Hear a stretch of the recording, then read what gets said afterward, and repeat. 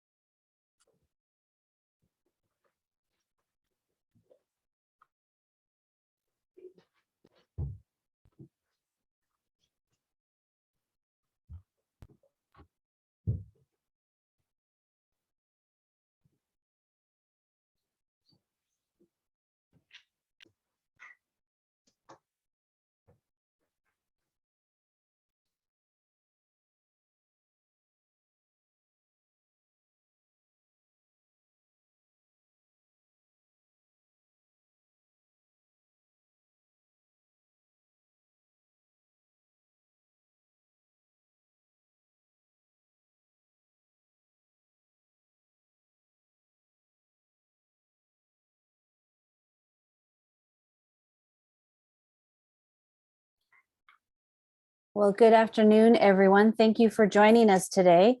This is the second in a 5-part series, Campus Dialogues, Fall 2021 Fall Return to Campus.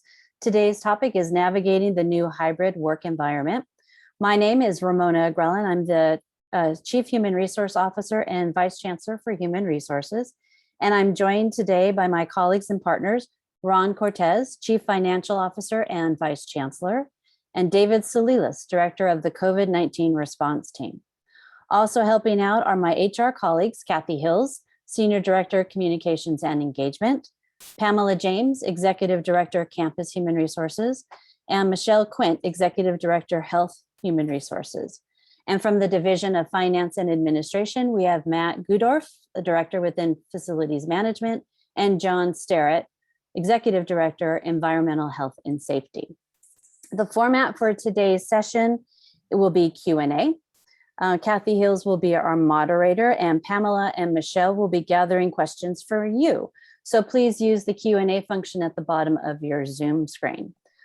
So Kathy, let's get started. Great. All right. Well, we're hoping that this will be a little bit of fun. So a little different format than what we've used before. I'm going to share my screen and you'll see what I call the Wheel of Fortune. So it has been preloaded with questions that are commonly asked. We did an informal survey. And what we'll do is we'll spin the wheel and our panelists, Ramona, Ron, and David, will answer the questions that come up. There are 11 questions on the wheel, and once we have exhausted those questions, we'll be taking questions that you submit. So please, again, use your Q&A function at the bottom of your screen to submit any questions that don't get answered in this first part of the session. So here we go. I'm going to spin the wheel. Panelists ready?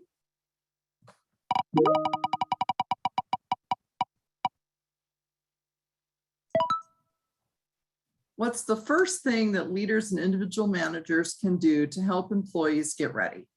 And I believe this is an HR, and so I'm going to throw this one over to you, Ramona. Great. Thank you, Kathy. So HR has been collaborating with leaders across the enterprise to prepare for what we're calling is the future of work, or this new hybrid remote work environment. To get ready, a leader has to start by identifying key jobs and tasks, determine what the driver of productivity is for those and performance for each of those tasks, and think about the arrangement that would best meet the needs for that job, such as a remote environment, on-site environment, or a hybrid environment. And then engage employees to understand their needs and wants, communicate broadly so that everybody knows how the new arrangements will enhance productivity, and train leaders on how to manage in this new environment. Okay. Thank you so much, Ramona. Let me spin.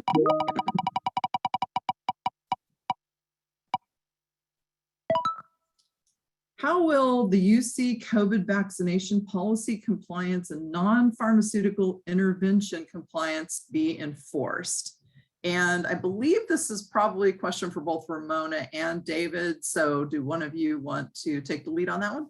Well, I can start by just kind of recapping what the policy is, and then David, you can add on if that's okay. Yes. All right, so the basics of the new policy are this. First, all employees and students who physically access UCI in connection with their employment, appointment, or education and training must provide proof of the COVID-19 vaccine or submit an exception request. We have a self-service portal to upload those vaccination records, both for students and for employees, 2 different portals. And I'm happy to announce that at least on the employee side, we have over 90% of employees have uploaded their vaccination documentation. So that is awesome. That is amazing. Thank you to all of you who've done that.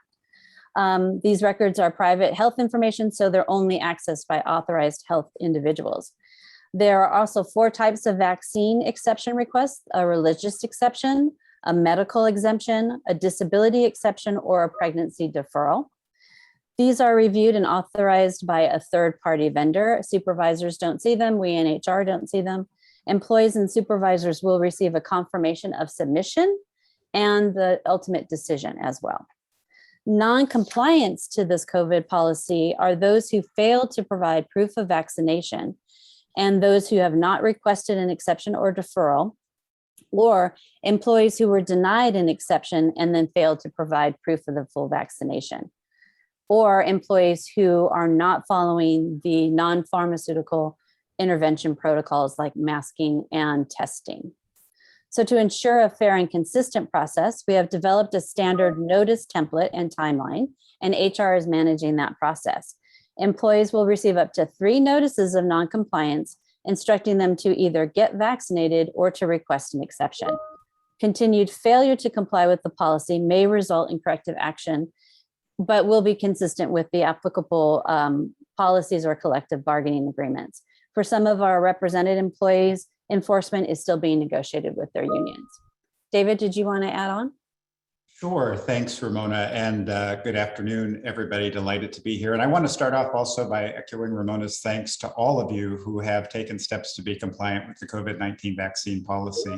That really is significant and encouraging that over 90% of our employees are fully vaccinated already. It's going to make a big difference in terms of the safety of our community. So you've all taken the first big step in being compliant and helping us support a safer campus community. I think the other thing is we will all be coming back to the workplace, and one of the big changes for us is needing to wear those masks when we're indoors. And it will take a little bit of getting used to for any of you who haven't been working on campus recently, and you may even forget every now and then. And so I think my first recommendation to all of us would be not to assume that if somebody's not wearing their mask, it's intentional. Oftentimes you might just forget to put it on. So I think there's an opportunity for some grace and some kindness from all of us to really encourage our colleagues, hey, put your mask on. Remember, we're supposed to be wearing masks in these environments. And I personally have been working on site for the last year, and occasionally I walk out of my office forgetting to put the mask on, and my staff reminds me. So just really, I think we can all encourage and support each other in the process. I also want to say that while the compliance deadline has passed for submitting your records for the vaccine policy, it's not too late to continue to become into compliance. So if you have not submitted your vaccine records or you've not been vaccinated yet, there's still time to do so. Also, if you've not submitted an exception or deferral request, please also do that so we can help to get you into compliance with the policy. Our goal is to have 100% employee compliance with our vaccination policy. And then I'll finally just say, if you need assistance finding vaccine or need help uploading your documents, please contact Contact Tracing and Vaccine Navigation Services. We can help you out. You can reach us at contacttracing.uci.edu or at 949-824-2300. Thanks. Thank you so much. And David, I just did that right before the meeting. I ran out to grab something off the printer without my mask. I freaked myself out really more than took about 2 steps and ran back in like my hair was on fire. So yes, everybody's going to forget at some point. All right, spinning the wheel again.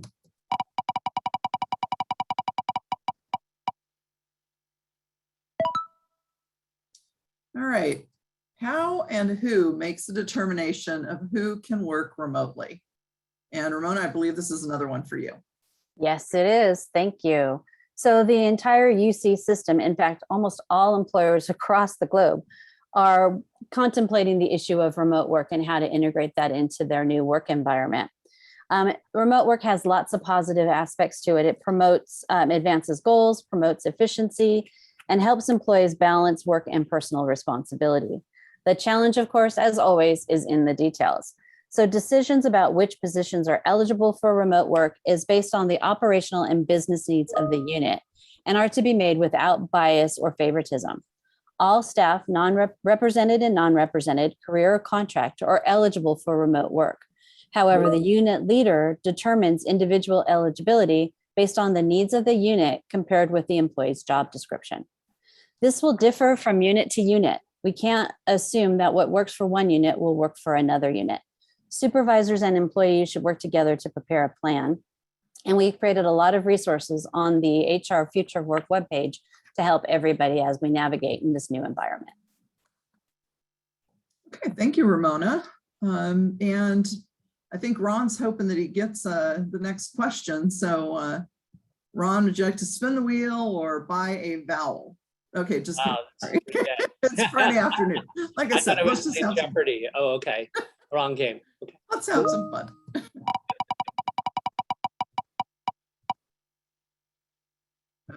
Nope, we just did that one. Spinning again.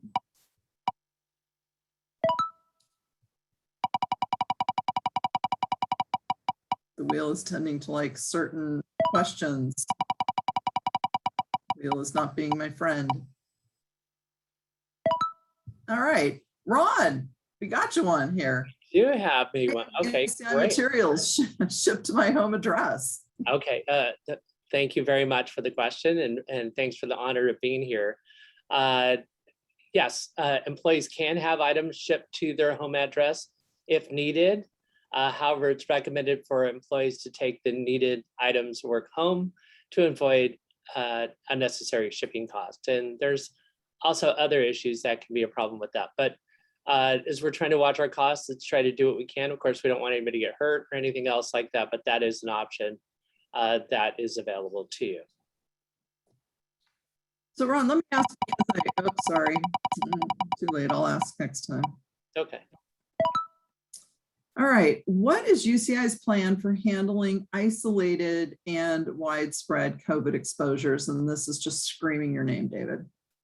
Great, thanks. So we're very fortunate here at UCI that at the front end of the pandemic, UCI actually established a contact tracing program on campus.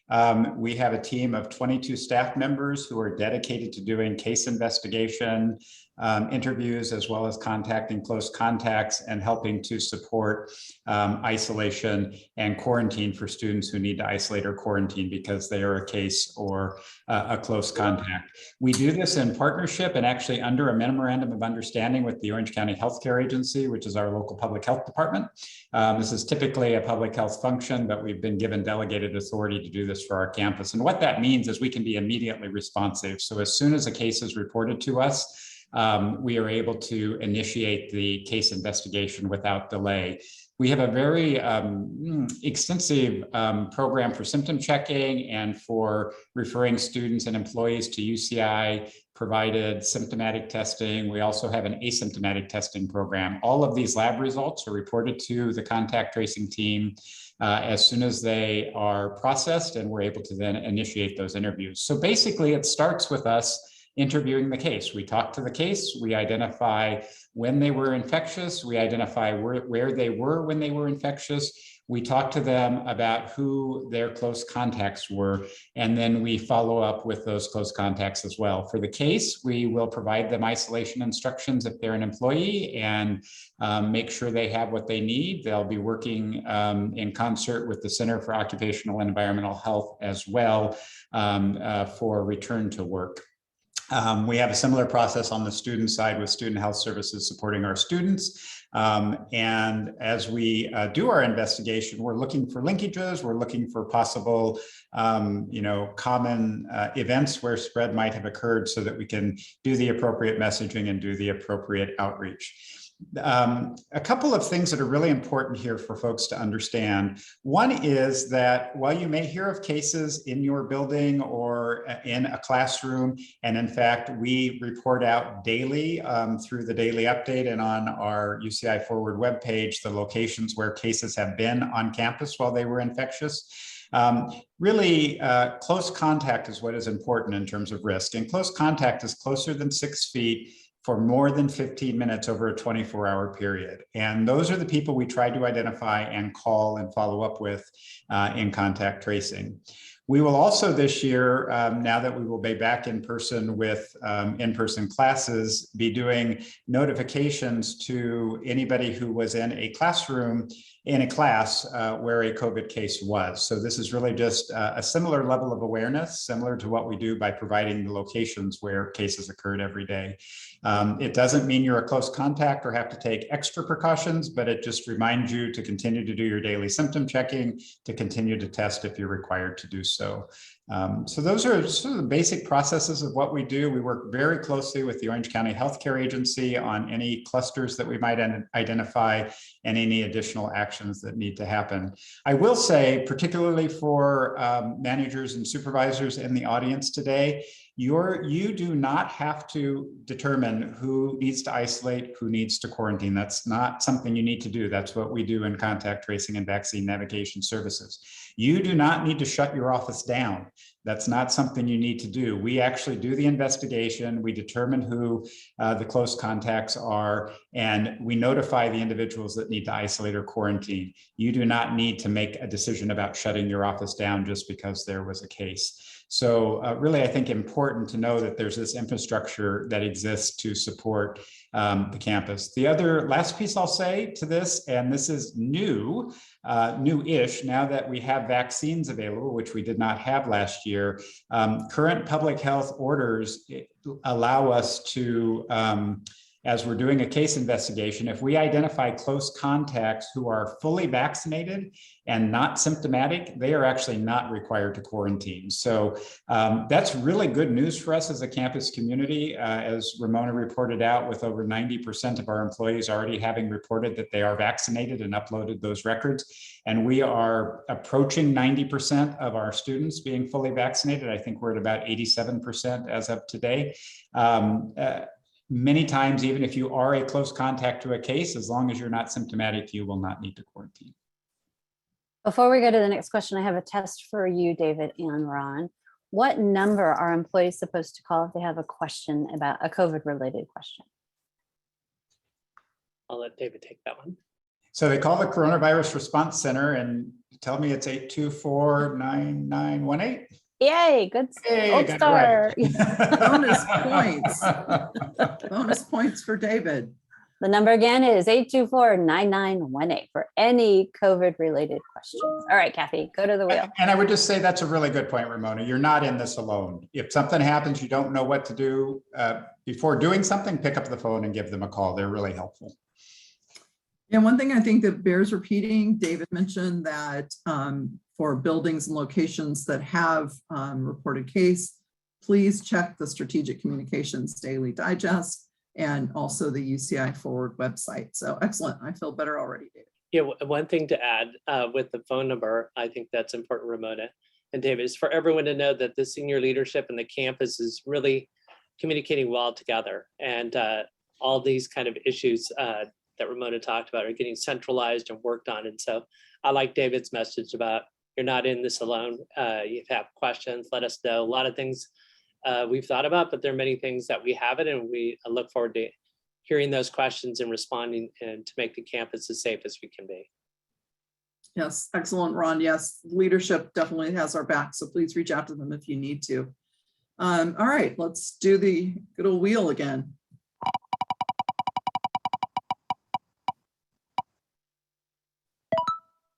All right, so this kind of ties into the same thing. What is UCI doing for my safety against COVID?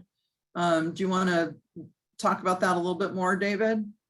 Sure. So at UCI, we've really put together a series of protective measures that layer together to help make the campus as safe as possible as it can be as we think to getting back to our core mission of in-person learning and research. So the first of that layer is vaccination, right? So we've talked a lot about the vaccination policy, and we've got very good vaccination rates amongst our employees and students so far, and I expect that to just increase in the next couple of weeks as well.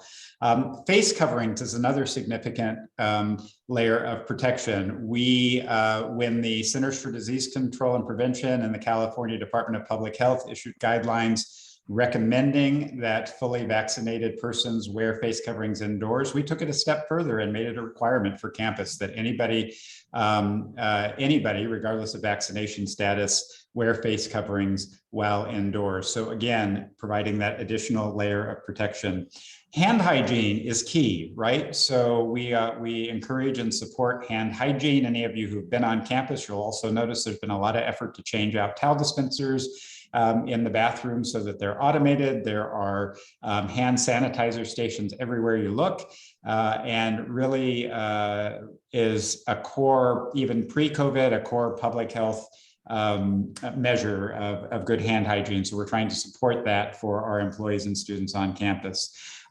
Daily symptom checking is key. So as you all know, all students, staff, and faculty are required to complete the daily symptom checker, indicating if they have symptoms. If they do, or if they've been a close contact to a case, if they do, they'll be instructed to stay home. And for employees, you'll consult with the Center for Occupational and Environmental Health, who will determine your situation and if you require COVID testing, and will arrange that for you. So we've built a whole infrastructure in place to identify those who may be COVID positive, get them tested before they return to the workplace to know that they're coming to work without COVID, without the coronavirus.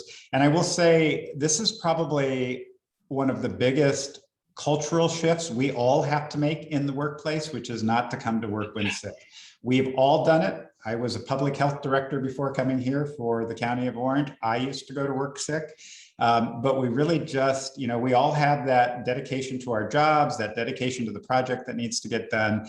But really, we need to focus on the fact that this is all about protecting the health and safety of our campus community so that we can all keep working and keep moving forward and stay in person. And so staying home when sick is really critical. So you have to do that as an employee, and we all have to be allowing of that for our colleagues and our employees who report to us. We have testing available. So as I've mentioned, we have symptomatic testing that we provide to students and employees when they are identified on the symptom checker. We also have an asymptomatic testing program. And this year, at this point in time, individuals who are not fully vaccinated, employees and students, are required to test once a week. We will also be providing or asking a percentage of fully vaccinated employees and students to test weekly as well. And those instructions and information will be coming out in the near future. We have also added drop-in testing. So if you need to get an asymptomatic test for any reason and you're not currently required to participate in our testing programs, testing will be available through our campus testing sites. You can make an appointment through the point and click system on the student health portal, which is the system we use for employees and students for testing, or walk into the testing locations. And information on our testing program is available on the UCSD page. And then finally, contact tracing and isolation and quarantine support. So as I mentioned, we have an extensive contact tracing program that does case investigation and contact tracing. And we have a very strong isolation and quarantine support program for our student population. So we've reserved several hundred beds available to support students for isolation and quarantine. All of these things layered together, or you can think of them like Swiss cheese, right? When you put a whole bunch of slices of Swiss cheese together, it fills in all of the holes. And so these all really work together for us to help create a safer environment for our students and our employees. Thank you, David. That was very thorough. I love the Swiss cheese analogy. If people haven't seen it, hopefully it's available online somewhere. And fun fact, bonus points for Ramona or Ron: how long should people wash their hands? I know David knows the answer. They have to sing happy birthday slowly. That's good. Or 20 seconds. Excellent. Bonus points to both of you. All right, so And I will say, if any of you have an Apple Watch, it will tell you that you need to wash your hands, and it will harass you if you don't do it for the length of time you're supposed to. I saw that functionality on my watch. That's pretty cool.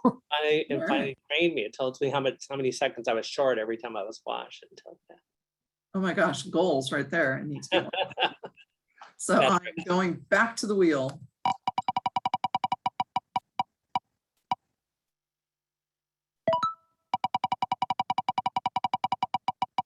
Next time we'll spring for a better model that takes them off, takes the questions off the wheel. So, all right, next question. What expenses are reimbursable if I am working remotely all or some of the time? I hear this a lot. Ron, can you take this one for us? yes, I can. One of the things is that essentially UCI will equip the employee's primary workspace. An employee working from home 3+ days per week can take their computer equipment home. And then on their on-campus days, they can use a shared or hotel space. Staff working on campus 3+ days will have their primary on-campus work space equipped and will provide their own equipment from working from home. And one of the things, there's quite a few really good resources. I saw that, this question comes up a lot in our own division as people have returned this past week, is to look to the HR FAQ site, which I think actually provides a lot of really good information on there about what's reimbursable and what's not to staff. So I recommend people also take a look at that as well. Thanks, Ron. And so that everybody has that, I wish I could, do what they do on TV and flash the URLs and the phone numbers and everything. What you'll want to do is look for hr.uci.edu/partnership/future of work. There are resources there for leaders and resources for staff, and all of this good information, including information on the policy and asymptomatic testing, et cetera, are all available on that site. Again, hr.uci.edu/partnership/future of work. All right. Yeah, and maybe I'll just add a couple of other things that the campus is doing.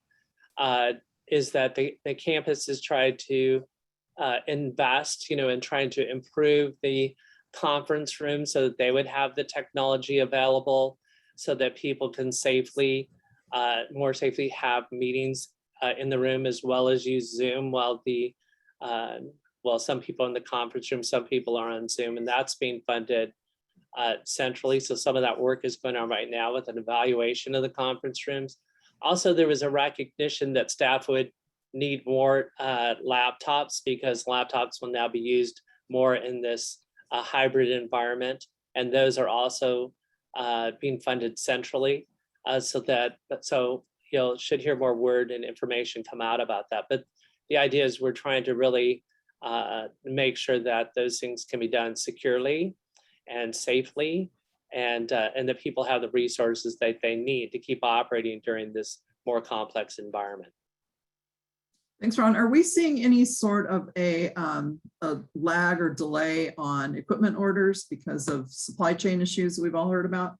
Yes, Kathy, that's a good question. It's interesting because I just was watching television. They were talking about this worst time to buy a car ever, because it's hard to get computer chips, and same thing is impacting the university as well. And so, but we ordered these quite a while ago, so hopefully we'll be seeing them soon. But we're impacted like everyone else, unfortunately, regarding these. And these laptops, my first reaction was, I'll just go to Best Buy, and empty out their shelves of computers. But apparently we can't do that because there's certain security that we need, and that's one of the goals, is to make sure that we have security in these laptops, and the type that we have are a special type of offer special types of protection. So yes, we're impacted, and we're trying to do the best developing loaner kinds of laptops in the meantime until these other ones come in. Great, thank you for some additional information on that, because I think patience is probably going to be key for several more months here. So, all right, let's spin again. I'm really having fun with my little wheel here.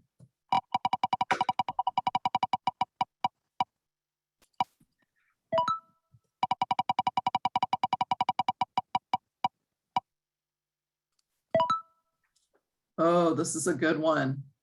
Does leadership really support a hybrid work model, or is this temporary?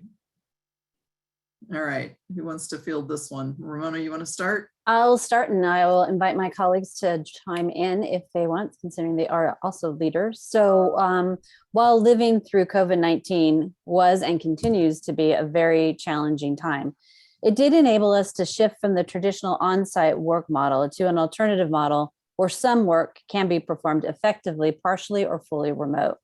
The chancellor and the provost recognized this and challenged us as leaders to reimagine the future of work here at UCI. They've asked us to create innovative workforce models while continuing to meet the mission and operational needs of the university. And we agree workforce flexibility can increase productivity and performance, enhance employee recruitment and retention, provide relief of space constraints, and promote environmental sustainability. But it's important to remember that in order to meet the operational needs of the university, now that we have resumed normal operations, remote work may not always make sense. Some functions must be done on site, and this will differ, again, as I said, from unit to unit. I don't know, Ron or David, if you wanted to add on. Yeah, I can follow on, Ramona. I am a big supporter of the hybrid work environment, and hopefully it'll continue into the future for sure. I think that it definitely has advantages, even the way in that we communicate. I know that many times when I had meetings with the medical center CFO, I would drive all the way, out to Anaheim. I'd hit the traffic at 1 o'clock and be like, hour and 15 minutes before I would get there. But now with Zoom, I know that we can use these different types of technologies. And I think that especially for the divisions that I oversee, in accounting and some of these that are not high impact contact areas with the student, faculty, and staff, that it can work better. But I do also have sort of this other balance side, and that I believe that we are serving the faculty, staff, and students here on campus, and they weren't here so much this last year and a half, but now they're coming back. And that requires us to be on campus a bit so that we can support. Ramona probably knows this as well, and I know it very well. I can't tell you how many parents I find lost, down in the first floor of Aldridge Hall, looking to pay their bill or help their students register for class. And that really takes people to be around the campus to provide that level of customer service. And so I do think that there has to be this balance. I don't think it can be all one or the other, but I am a supporter in hoping that this moves forward long term. David, did you want to weigh in?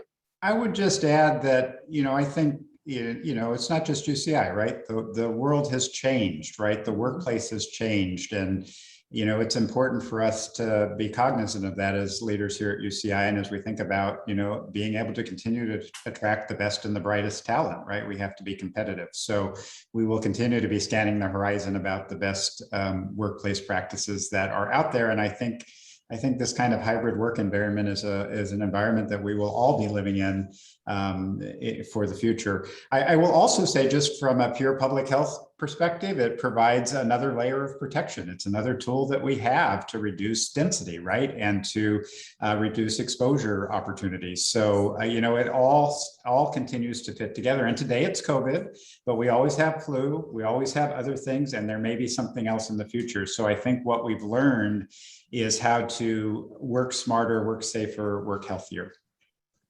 So this is another layer to our Swiss cheese. Mm-hmm.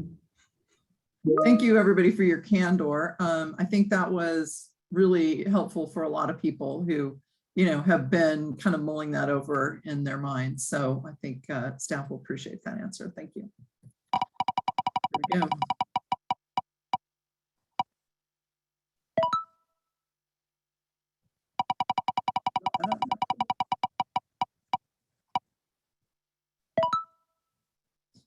Okay, I think this is a new one. Oh, no, Nope, we got that one. got that one. We're running out. We only have like 3 more on the wheel, I think. Okay, I might have to bail on the wheel here, Ramona. That's fine. Doesn't work. Last one. If it doesn't work, we'll just This ask the one, last. we don't get a new question. Nope. All right, so we will stop sharing the wheel right now and move over to Q&A. And those are questions that you have submitted. The questions have been curated behind the scenes by our colleagues. And what we'll do is I will now go to the questions and look to see what we've got. All right.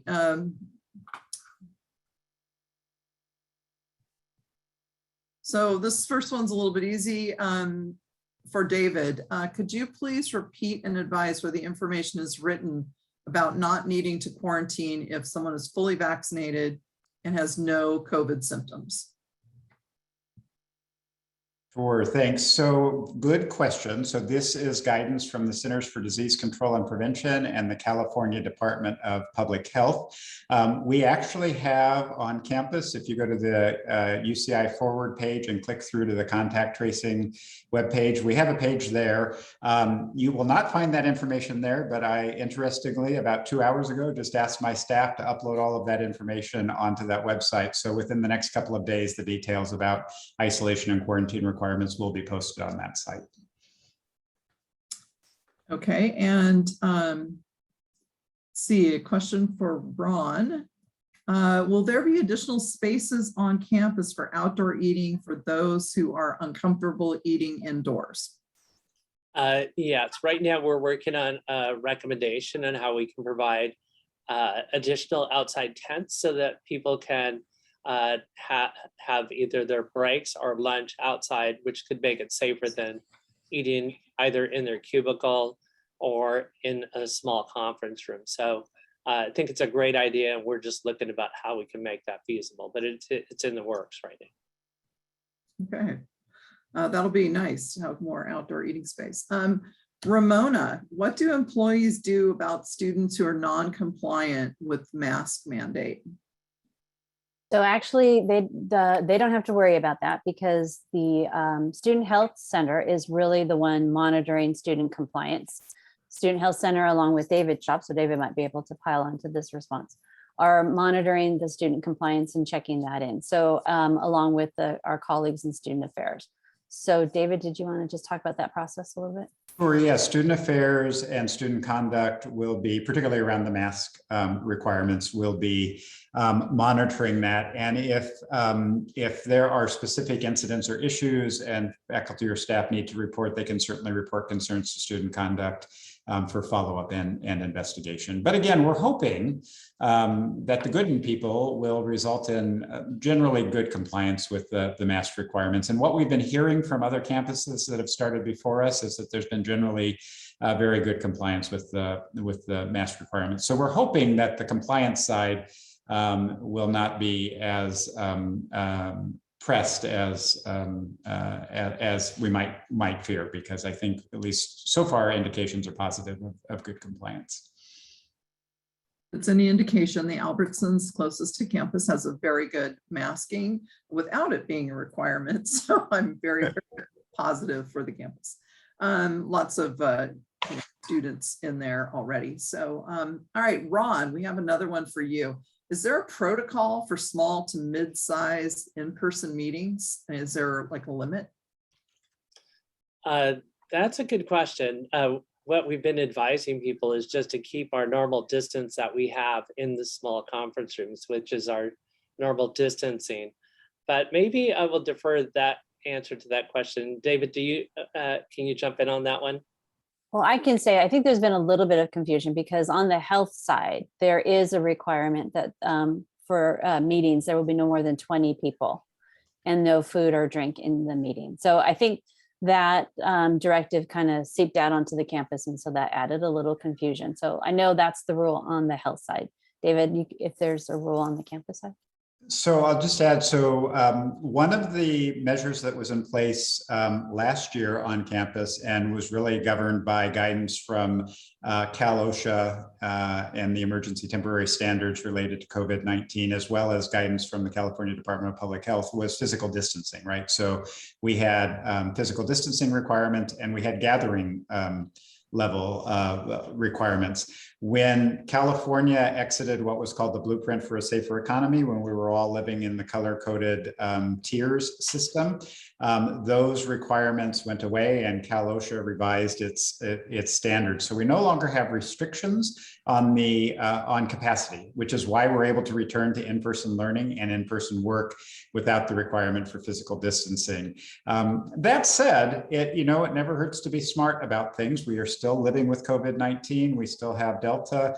Yeah, I know with my team, if we ever have the occasion and can meet outside, because we're here on campus now and have been, we meet outside. So we take an opportunity. We've got a gorgeous campus. It's an amazing campus. So if you can take the meetings outside, always recommend you to do that. And as Ron said, we've got amazing technology now. So if the technology is available, use it. Anything that helps to reduce density is great, but we don't have requirements for that. We believe that with our vaccine requirement, with our masking requirements, with our daily symptom checking, with our testing, all of those really allow us to be back in the workplace and to be as safe as possible while still, reestablishing and re-engaging in our mission for in-person learning. Yeah, and it does. Thank you for that, David, too, for that help with that. It's really has us looking at the way our conference rooms are sort of structured around the campus as well. I know that we had here in DFA some campuses, conferences, we put more people than the fire code probably would allow prior to the pandemic, right? And so now we can't do that anymore. So we're like restructuring how we meet, where we meet, and sort of the distance that we've had from each other. So we're getting like using very large conference rooms to meet, or doing what David said, which is more outside. So I think the idea of these smaller conference rooms is going to be very difficult to use in the future, and we'll have to sort of think about how we use conference rooms. Well, we certainly couldn't be in a better climate or location for outdoor meetings, so That's for take sure. full advantage of that suggestion. Thank you. All right, so this is kind of a long one, Ramona. This one's going to go to you, so I'll let you know here. All right, if our unit is hiring a new employee, what is the process timeline by which the new employee must meet our vaccine mandate?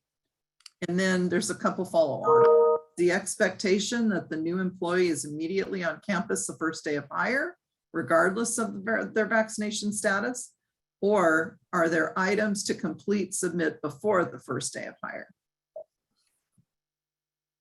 So we are requiring that all new hires get vaccinated before we inform all new hires of the new vaccine requirement, but they have 8 weeks in which to comply with the policy. So they have 8 weeks in which to either submit their vaccine documentation or to request an exception or an exemption. If they come in as part of the new hire orientation process with proof of their vaccine, that's all the better. But they do have 8 weeks in which to comply. And Ramona, and I think adding to that, during that time, right, they'll be required to test Thank you. asymptomatically weekly. Like all of us, they'll be required to mask. There will be a point, just so folks know, sometime, hopefully this year, if conditions improve, that we may be able to go back to not requiring masks for fully vaccinated. But right now we're all vaccinated, right? Or all masking, regardless of vaccination status. So, but those who are not vaccinated, even when we're able to relax the standards a bit for fully vaccinated, would still be required to mask well. Yeah, thank you, David. And that policy not only applies to new hires, but also applies to anybody who has an exception or a deferral as well. This is a bit of a follow-on from that for employees who work 100% remotely, but who may very occasionally need to be on site. Do they have to comply with the COVID vaccination policy? Yes. So any employee that comes onto campus for any reason, for any length of time, has to comply with the COVID vaccine policy. And for those of you who have seen me talk about this before, you know that the rule is, unless you are absolutely never, ever, ever, ever, never, ever, ever, ever, never, absolutely never, ever going to come onto campus, then we would consider you 100% remote and you would not be subject to this policy. But that is a very tiny population. And so even if you are working Monday through Friday remote, but you might have to come onto campus once a month for a team meeting or to pick up your mail or something like that, you are required to comply with the policy. And again, 91%, over 90% of you have already done that. So we're pretty much there. So that's awesome.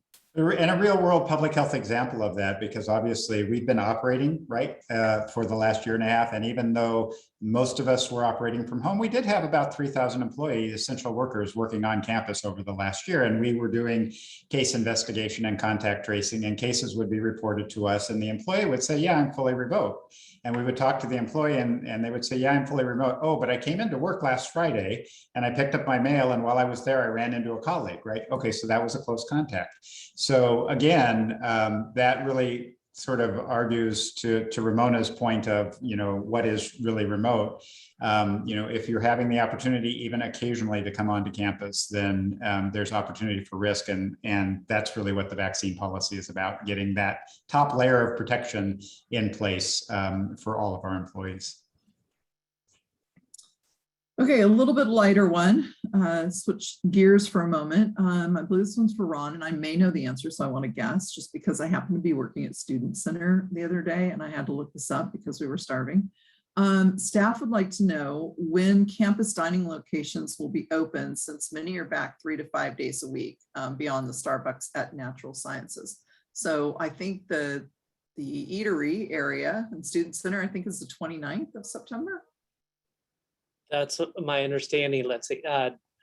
It's from Bryce is that they will start be opening. Let's see, residential dining opens in September 16th, and some of the other ones are later this month. So within the next few weeks, you're going to start seeing Panda Express, Starbucks, Student Center, MedEd Cafe begin to open. So I think the plans are in the works here. I guess that one of the things, as I think, Ramona, we talked about earlier, is sometimes you're having some staffing shortages, and that's the only thing precluding getting some of these open. Well, I will say Zatengo is open every day, Monday through Friday right now. So I've been a customer. Sorry, which one was that, David? The Zatengo convenience store at the Student Center. So there is an option there too. It's good to know. I should have roamed around. All right, so will Workspace be available for remote employees who occasionally need to be on site? If so, what is the process to reserve a workspace? So I can answer that from a general perspective, and Ron, I don't know if we're doing something more globally from the campus perspective, but each unit is looking at their workforce needs and what work can be done, needs to be done on site, and what work can be done remotely. And for those that can be done remotely, they are setting up hoteling spaces within their own suite, within their own division or department. And so I would recommend you reach out to your department administrator to figure out how to book that space, if that's for your unit. But Ron, are we doing something more globally from a campus-wide perspective? Ramona, yes, I saw a presentation from it's called Triaga Space Reservation System, and being hosted by OIT. It looked pretty slick when I saw the demonstration. So basically, OIT is leading it, and they basically, you can load sort of your shared units into the system, which then people can book them just like they book a conference room. So like, instead of booking a conference room, you can click right away, it opens up, you can then block a period of time for that reservation area. And then and then you also have to accept it like when you get there. If not, then it like opens back up so other people can use. So the campus should be hearing more about this. Sounds like a great system. That's one of the things to follow up on what Ramona said. Since we have a hybrid environment here now in DFA, it's taken a lot of work to convert some of these spaces over to shared spaces, but then our next step is to load them into the system so then people can sort of check them out when they arrive here. We'll look forward to that. Yeah. So Ramona, this is a really good question because I know some of the programs for leave are ending or have ended. If we are told to quarantine due to exposure at work or elsewhere, do we have to take time off, sick leave, or can we continue to work remotely if our position allows? And I think this might be an opportunity to talk about those programs that are coming to an end. Yeah, so we do have the EPSL program that provides for 80 hours of COVID-related leave for COVID-related incidents. But that program is slotted to end the end of September. However, you heard it here first. There is discussion at a system-wide level to extend that. So haven't got the confirmation, but there are conversations about extending that. So more, hopefully very soon on that. So that's 80 hours for any COVID type issue that you need to use the leave for. So you wouldn't have to use your sick leave first. As far as whether or not you can work from home, if you're not ill and your job can be done remotely and your supervisor is in support of that, absolutely would prefer that. That result instead of having you to take any leave time. So work with your supervisor in those situations. And if you can work remote, I think that's a good solution. This one, let's see. We touched on this a little bit, but let's go back to it because this question came in kind of late. So maybe it wasn't entirely clear. Who ultimately makes the decision about request for entirely remote work? I probably should have rephrased that. I think I got your question. So who makes the decisions about whether or not a unit can go remote? That decision rests with the unit leader. So the dean, the vice chancellor, the director, the chief, whoever the ultimate leader is of the unit, they are the ones who have the ultimate authority to make that decision. But it's a very thoughtful process. We want people to think about the work that's being performed, who are your clients, what are your service hours, what kind of service level agreements do you have? Are you in Monday through Friday, 8 a.m. to 5 p.m. type of service? Those things need to be staffed now that we're back to on-site operations. But so it should be a very thoughtful process. And we do recommend that supervisors work with employees once they've identified those jobs that can be done remotely so that people can work out some sort of schedule. But the ultimate decision for working remotely lies with the leader of the unit. And more on remote work, another question. If employees want to move, for example, to another location, say New Zealand or Northern California, can they do that? Can these types of requests be accommodated? Very extreme examples there, Kathy. So international relocation for remote work is not permissible right now because basically the issues come down to labor laws and tax laws, and believe it or not, each state has a different policy, each country has a different rule. So right now, the Office of the President has advised that we cannot allow for staff the ability to work remotely in another country. As far as in another part of this state, I would just check with your supervisor to see if that can be accommodated. Again, some work, while you might be able to work remote like 90% of the time, there may be a requirement that you have to be on site 10% of the time. And so that may make it difficult if you decide to move to Northern California, or maybe it's not. And that's something you need to work out with your supervisor. So it's feasible, but it is advisable that you discuss it with your supervisor before making any large decisions like that. New Zealand, by the way, is a great place to go on vacation. That's Ramona, if I could add, I appreciate those comments too, because in DFA, we are not allowing people to 100% remote, right? So they have to be on site. But we have people who work, who are living a few hours away from here, right? But they do have to be on site when they're the time that they're required, either if it came out to 1 or 2 days a week. So they just have to put that in sort of in their planning. Perfect, Ron. And that's an example of a unit making a decision based on the needs of their unit, and Ron, being the vice chancellor, is the ultimate decision maker for that unit. So thanks, Ron, for sharing. That's a great example.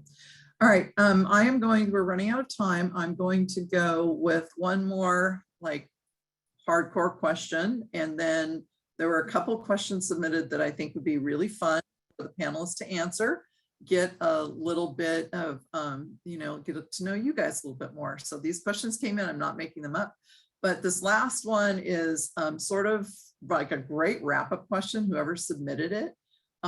What reasons would justify us going back to 100% remote or 100% on-site environment? I'm guessing that's me. So great question. So, we've talked about the layers of protection, the different things that we are able to do.